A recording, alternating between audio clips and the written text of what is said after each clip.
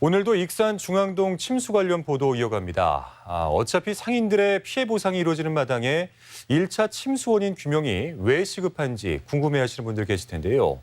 재해 구호 기금과 성금 등이 투입이 돼서 원인 규명이 허술할 경우에는 자칫 시민들까지 피해를 볼 우려가 있기 때문이라고 합니다. 강동혁 기자입니다. 익산시는 중앙동 침수 피해에 대해 업체와 협상을 벌여 연내 선보상하기로 했습니다.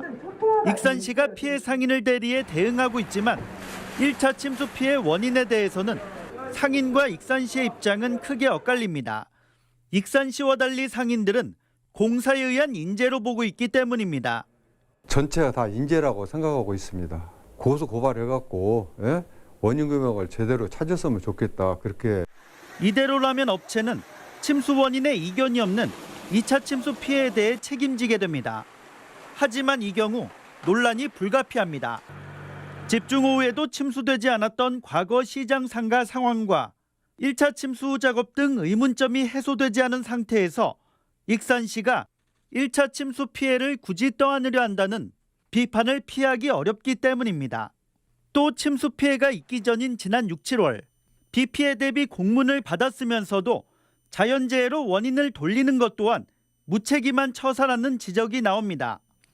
충분히 예상 가능했음에도 불구하고 그 화수 관거에 대한 공사 관리를 제대로 하지 못해서 이런 피해가 발생했다라고 하는 부분에 대해서 익산시가 지도 감독에 대한 책임을 전적으로 져야 될 부분이고요.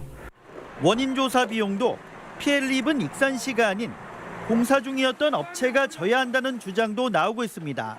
우리 익산시에서는 인재일 가능성을 먼저 배제를 한 거 아니냐, 이런 아쉬움이 좀 있고요. 선보상 후에 이 원인을 명확하게 규명을 해서 1차 침수 피해 역시 자유로울 수 없는 익산시와 업체, 시민들이 납득할 만한 조사 결과를 내놓기 위해 적극적으로 나서야 할 때입니다. MBC 뉴스 강동엽입니다.